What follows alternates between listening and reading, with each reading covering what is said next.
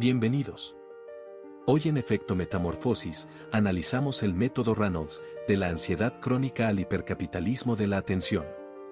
Detrás de la sonrisa simétrica, el ingenio rápido y la calculada autocrítica que definen a Ryan Rodney Reynolds se esconde uno de los estrategas de marca más implacables y psicológicamente complejos de la industria del entretenimiento contemporáneo. La percepción pública, diseñada sistemáticamente durante más de una década como el arquetipo del sujeto agradable de Hollywood, enmascara una evolución personal marcada por traumas infantiles, una ambición corporativa feroz y una obsesión por el control creativo y financiero que roza la microgestión absoluta. Este reporte desglosa la trayectoria de Reynolds mediante un análisis forense digital y biográfico, revelando cómo las dinámicas de una infancia disfuncional se convirtieron en un motor de capitalización multimillonaria y cómo, en la cúspide de su deificado estatus, las costuras de su imperio mediático comenzaron a mostrar tensiones reputacionales, tiranía laboral y disputas corporativas de alto perfil. La génesis del objetivo móvil, infancia, conflicto paterno y el motor de la ansiedad. La estructura psicológica de Ryan Reynolds no puede entenderse sin examinar su entorno primario en Vancouver, Columbia Británica, donde nació el 23 de octubre de 1976. Siendo el menor de 4 hermanos varones, el entorno familiar estuvo dominado por la figura de su padre, James Chester Reynolds, un exoficial de la Real Policía Montada del Canadá reconvertido en mayorista de alimentos, caracterizado por un temperamento rígido e impredecible. Reynolds ha descrito la dinámica de su hogar no como una estructura protectora, sino como un campo de tensiones constantes donde su padre operaba como una mina terrestre con piel. En este ecosistema, el joven Ryan se percibía a sí mismo como un objetivo móvil, propenso a las agresiones físicas de sus hermanos mayores y a la volatilidad emocional de su progenitor. Esta constante inestabilidad provocó el desarrollo de una ansiedad generalizada y severa que ha acompañado al actor durante toda su vida. Desde una perspectiva forense del comportamiento, la hipervigilancia requerida para sobrevivir en un hogar gobernado por un carácter explosivo moldeó su capacidad para predecir el futuro, una habilidad defensiva que más tarde reconvirtió en una aguda intuición comercial para anticipar tendencias de consumo y corrientes algorítmicas. Su juventud estuvo marcada por la rebelión y el fracaso académico. Fue expulsado de la escuela secundaria Prince of Wales por robar el automóvil de un profesor y llegó a reprobar clases de actuación, viéndose obligado a trabajar como asistente de camarero y en turnos nocturnos en un supermercado local. Tras abandonar la Universidad Politécnica de Kwantlen a los 19 años, Reynolds huyó del entorno familiar hacia Los Ángeles con el actor Chris William Martin, iniciando un periodo de sacrificios y privaciones en busca de su validación profesional. Evolución psicológica, mental y la armadura del sarcasmo. Los primeros años de Reynolds en la competitiva industria de Los Ángeles estuvieron marcados por la inestabilidad laboral y la automedicación para silenciar los síntomas de su ansiedad paralizante, llegando a experimentar episodios de pánico nocturno que superó tras la trágica sobredosis de varios amigos cercanos. Su primer gran avance comercial se produjo con la comedia universitaria National Lampoon's Van Wilder, en 2002, donde consolidó una imagen de bufón carismático y despreocupado. Sin embargo, la verdadera metamorfosis de su carrera ocurrió en 2004 con la producción de Blade, Trinity. Para interpretar a Hannibal King, Reynolds se sometió a un régimen físico extremo, transformando su fisonomía en una imponente armadura muscular. Este cambio no fue solo estético, representó una reconfiguración de su posicionamiento en el mercado cinematográfico. En el set de Blade, Trinity, rodeado por las excentricidades y el comportamiento hostil de Wesley Snipes, Reynolds perfeccionó el recurso del sarcasmo rápido y la improvisación defensiva como mecanismos para dominar la escena. De este modo, la debilidad psicológica de la infancia fue transmutada en una presencia física imponente y un ingenio verbal afilado, sentando las bases de lo que una década después se convertiría en el fenómeno global de Deadpool. En la infancia y adolescencia, de 0 a 18 años, su estado mental predominante fue ansiedad severa, hipervigilancia y miedo constante al conflicto doméstico. Sus mecanismos de afrontamiento incluyeron la hiperactividad, la evasión a través del humor y la necesidad de predecir escenarios. El dinero representaba supervivencia y la posibilidad de escapar del entorno familiar. Su patrón repetido fue la rebelión contra figuras de autoridad y la búsqueda constante de validación externa. En la juventud y despegue, de 19 a 30 años, predominó la inseguridad, la parálisis nocturna, la automedicación y la sensación de impostor. Su estrategia fue la transformación física extrema y la construcción del personaje del bufón carismático. Para Reynolds, el éxito era efímero y surgió la obsesión por encajar en los moldes tradicionales de Hollywood. Adoptó roles físicamente demandantes para proyectar seguridad y fortaleza. En la madurez y consolidación, de 31 a 45 años, apareció el control obsesivo y la necesidad de control creativo absoluto en sus proyectos. Canalizó la ansiedad como motor creativo y utilizó el concepto de fast verticing como escudo. El dinero se transformó en un medio de poder e independencia frente a los grandes estudios. Desarrolló esquemas corporativos paralelos y uso de la viralidad para forzar decisiones. En la era actual, desde los 46 años hasta el presente, su actitud es defensiva, con alta susceptibilidad a la pérdida de control de la narrativa pública. Recurre a litigios agresivos y al uso de plataformas globales de entretenimiento para saldar disputas.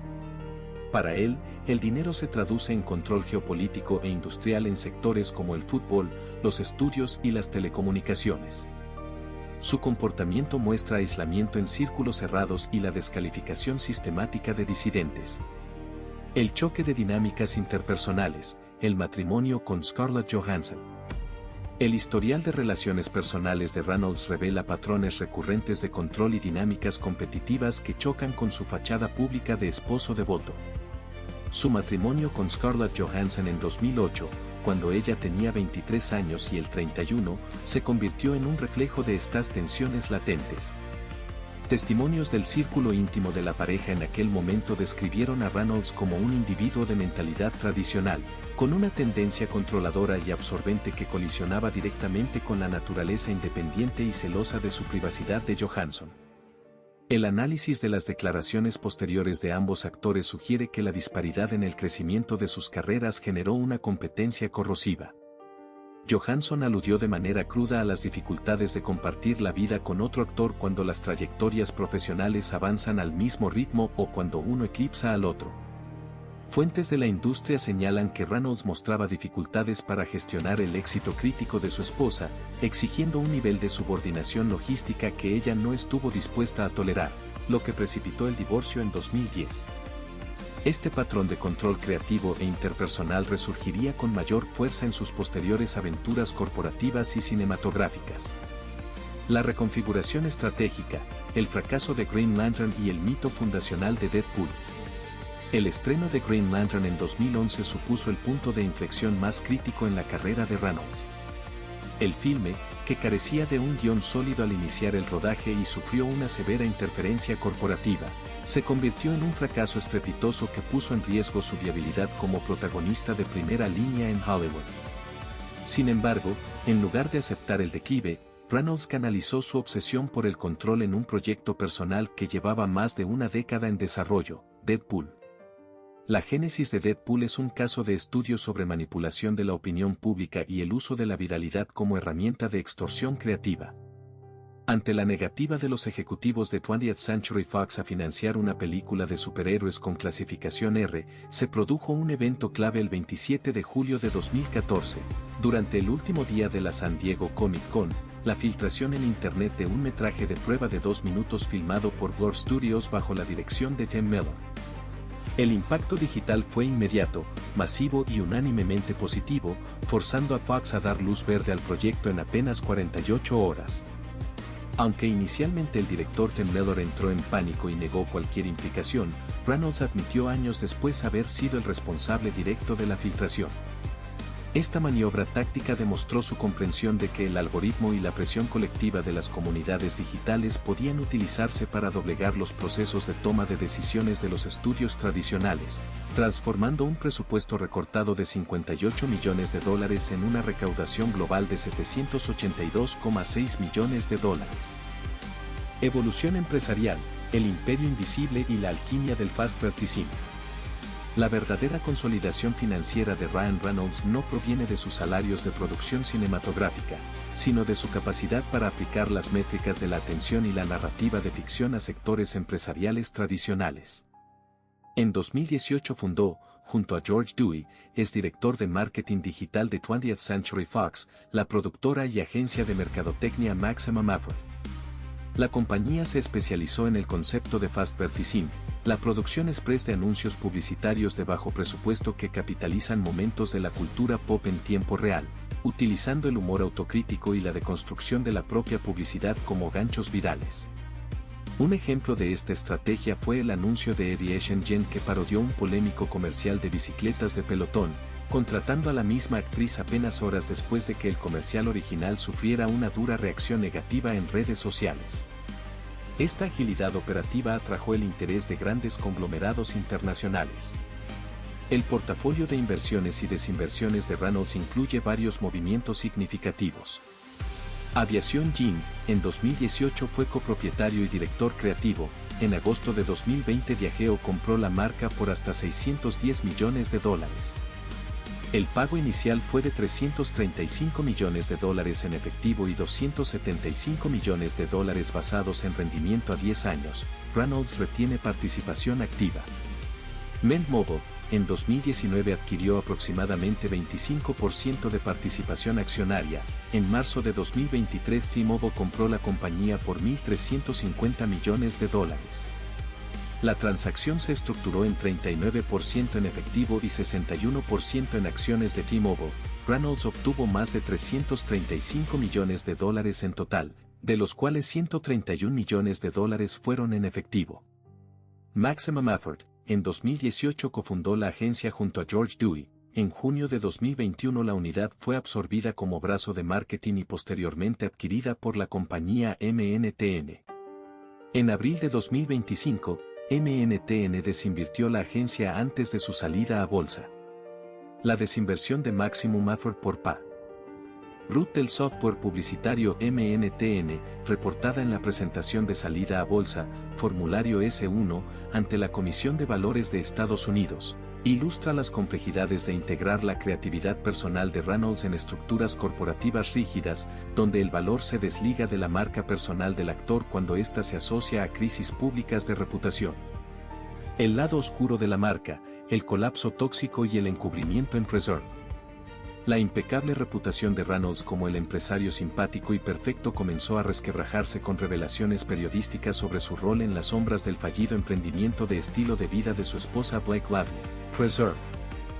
Lanzada en 2014 para competir con Go de Gwyneth Paltrow, la marca cerró abruptamente en 2015 sumida en críticas y pérdidas financieras. Una investigación detallada de Radar Online y testimonios de 6 ex empleados recopilados por el Daily Mail revelaron que Reynolds, a pesar de no figurar en ningún organigrama oficial ni poseer un cargo formal, ejercía un control absoluto sobre las decisiones operativas, financieras y creativas de la compañía. Las fuentes describieron la gestión de Reynolds en las sombras como tiránica. Se le acusó de humillar al personal en reuniones, reescribir textos de manera obsesiva, culpar al equipo de los retrasos y priorizar el pago de su círculo de confianza. Mientras Blake Lively se mantenía ausente de la gestión diaria, la presencia de Ryan Reynolds en la oficina se describía como un detonante de alta tensión. A nivel operativo, la gestión estuvo marcada por el nepotismo y la negligencia. Reynolds forzó la contratación del hermano de Blake, Eric Lively, como director creativo de la marca a pesar de su carencia total de experiencia ejecutiva. Testimonios de empleados indicaron que la empresa operaba en condiciones inadecuadas, desde un apartamento de uso residencial en Manhattan donde el personal se veía obligado a trabajar sentado en el suelo por meses debido a la falta de escritorios, mientras Eric Lively consumía sustancias psicoactivas y dejaba a los empleados esperando en el frío por sus constantes problemas de puntualidad. Varias quejas ante el Departamento de Construcción de Nueva York acusaron a Preserve de uso comercial ilegal en una zona residencial. Para silenciar las amenazas de demandas y la filtración de esta disfuncionalidad laboral, se pagaron acuerdos de confidencialidad y compensaciones de hasta $300,000 estadounidenses a ex empleados. La batalla judicial por It Ends With Us, relaciones públicas, extorsión y la fractura de las amistades de la élite. El control creativo y los conflictos de vestuario se desbordaron a escala judicial durante la producción y promoción de la película de 2024 It Ends With Us. La agria disputa entre Blake Lively y el director y coestrella Justin Baldoni por el control del montaje final y el tono de la campaña de marketing derivó en una intensa guerra de relaciones públicas que terminó en los tribunales federales.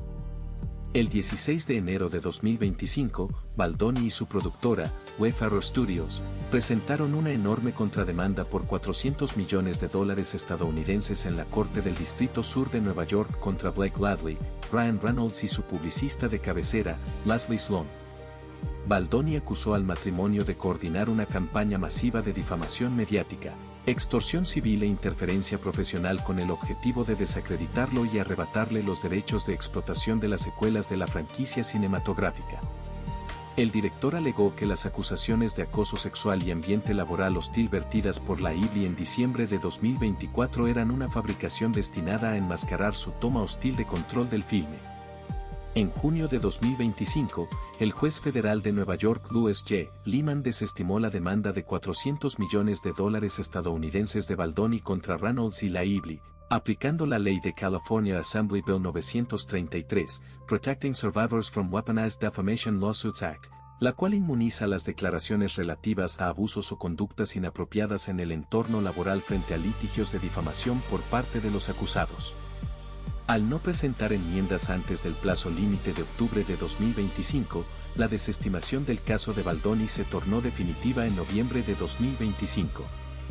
Finalmente, en mayo de 2026, semanas antes de ir a juicio por los reclamos de represalias laborales restantes de la Lively, ambas partes alcanzaron un acuerdo confidencial extrajudicial, poniendo fin formal a la contienda legal.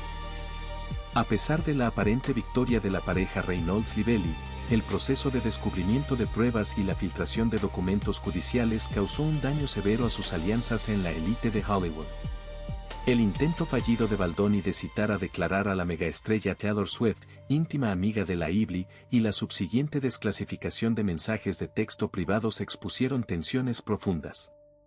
En uno de los intercambios de textos desclasificados en enero de 2026, la Lively expresaba su preocupación por ser una mala amiga, a lo que Taylor Swift respondió con frialdad: "No te equivocas, pero tampoco es para tanto, he estado sintiendo un pequeño cambio en la forma en que me hablas".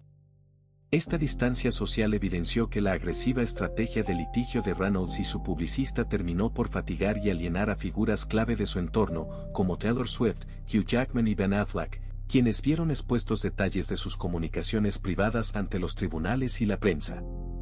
Los litigios paralelos incluyeron, entre otros, una demanda de Justin Baldoni y Wayfarer Studios contra Blake Lively, Ryan Reynolds y Leslie Sloan por extorsión, difamación e invasión de privacidad por $400 millones estadounidenses, desestimada definitivamente en noviembre de 2025 por incumplimiento de plazos. Una reclamación de Blake Lively contra Justin Baldoni, Wayfarer Studios y agentes de relaciones públicas por acoso sexual, represalias y violación de contrato, resuelta mediante acuerdo extrajudicial confidencial el 4 de mayo de 2026, tras una desestimación previa de las quejas de acoso por el estatus de contratista independiente de la Lively. Una demanda de Stephanie Jones contra Justin Baldoni, Jennifer Abel, Melissa Nathan y Wayfarer por incumplimiento de contrato y difamación por robo de clientes de relaciones públicas, en trámite tras el rechazo de los esfuerzos de desestimación en marzo de 2026, y un pleito de Jad Wallace, de Street Relations, contra Blake Lively por difamación, inicialmente desestimado por falta de jurisdicción en Texas y apelado en mayo de 2026, en el que Wallace reclama $7 millones estadounidenses de compensación por falsas acusaciones de acoso digital. En algunos de estos procesos se documentó la vinculación indirecta de Reynolds y la Lively a través de filtraciones de mensajes privados y coordinación con equipos de relaciones públicas. Nicepol, la disección de una venganza algorítmica y la deconstrucción del feminismo performativo. El cruce definitivo entre la vida real y la producción cinematográfica de Ryan Reynolds se materializó de forma cínica en el estreno de Deadpool y Wolverine en 2024. Justin Baldoni y su equipo legal sostuvieron firmemente la teoría de que Reynolds utilizó su control creativo total sobre el blockbuster de Marvel y Disney para ridiculizar e intimidar activamente a Baldoni durante las resincronizaciones y nuevas filmaciones que ocurrieron inmediatamente después del fin de la huelga de la Screen Actors Guild American Federation of Television and Radio Artists, coincidiendo con el pico de hostilidades en el set de Dance With Us. Esta sospecha motivó que el abogado de Baldoni, Brian Friedman, enviara cartas formales de retención de litigio a Kevin Feige, presidente de Marvel Studios, y a Bob Iger, director ejecutivo de Disney, exigiéndoles preservar toda la documentación, correos electrónicos y notas de desarrollo relativas a la creación del personaje de Nicepol. El análisis de los diálogos y atributos físicos de Nicepol revela coincidencias que van más allá del mero azar humorístico. El peinado distintivo, Nicepol aparece con un peinado en moño masculino, el estilo de cabello característico que Justin Baldoni utilizó públicamente durante años. La sátira del feminismo corporativo, ante un comentario sobre el físico de la Dipol, cuya voz fue grabada por Blake Lively, y su capacidad para recuperar su figura tras dar a luz, Deadpool señala, "No creo que debas decir eso", a lo que Nicepol responde sonriendo, "Está bien, me identifico como feminista". Esto calca la defensa pública de Baldoni como activista de género y receptor de premios por los derechos de la mujer, que le fueron retirados tras la controversia de Dance With Us. La broma del podcast, en una escena eliminada del metraje final, Deadpool menciona a Nicepol, "Estaría luchando a tu lado, pero mi verdadera vocación es empezar un podcast que monetice el movimiento de las mujeres". Esta es una referencia directa a Man Enough, el podcast interactivo de Baldoni dedicado a deconstruir la masculinidad tradicional. La mofa médica y el bajo peso óseo, el aspecto más revelador emergió de las comunicaciones desclasificadas en los tribunales en 2026. La Iblis se quejó por texto de que Baldoni había llamado a su entrenador tras dar a luz para verificar si su espalda resistiría levantarla en una escena debido a problemas de columna de Baldoni. Reynolds reaccionó en mensajes de texto a amigos cercanos mofándose reiteradamente de que el director sufría de baja densidad ósea. En el filme final, Deadpool hace bromas explícitas sobre la debilidad y baja densidad ósea de Nicepol. El detalle de los créditos, en la lista de créditos de la película, el actor que interpreta a Nicepol no es acreditado a Ryan Reynolds, sino bajo el seudónimo de Gordon Reynolds, el mismo nombre ficticio que Blake Lively incluyó de manera enigmática en los agradecimientos especiales de Dance With Us. Esta utilización de una producción cinematográfica de propiedad de Disney y valorada en miles de millones de dólares para saldar cuentas interpersonales es una demostración de poder sin precedentes. Reynolds demostró que su capacidad para moldear la narrativa no se limita a comunicados de prensa redactados por su publicista Leslie Sloan, sino que puede inyectar disputas privadas directamente en el canon del universo cinematográfico de Marvel, obligando a las audiencias globales a consumir y financiar inconscientemente su venganza mediática corporativa. Análisis metodológico y credibilidad de fuentes de la investigación. Para estructurar este reporte de manera rigurosa, se ha realizado un mapeo forense que separa los hechos jurídicos de los rumores de la prensa rosa y las teorías de los fanáticos. Las categorías se definen bajo un estricto criterio de verificación cruzada. Hechos confirmados, información obtenida de registros públicos, expedientes judiciales de la Corte del Distrito Sur de Nueva York. El formulario S1 de la Comisión de Bolsa y Valores de Estados Unidos referido a MNTN y transacciones corporativas reportadas oficialmente por multinacionales como Diageo y T-Mobile. Rumores, afirmaciones sobre el comportamiento privado de Reynolds durante su matrimonio con Scarlett Johansson y las acusaciones iniciales de ex empleados de Preserve publicadas en tabloides sensacionalistas, que no han sido objeto de un fallo judicial formal de culpabilidad. Teorías. La relación causa-efecto entre los diálogos de Nicepol en Deadpool y Wolverine y el conflicto directo con Justin Baldoni.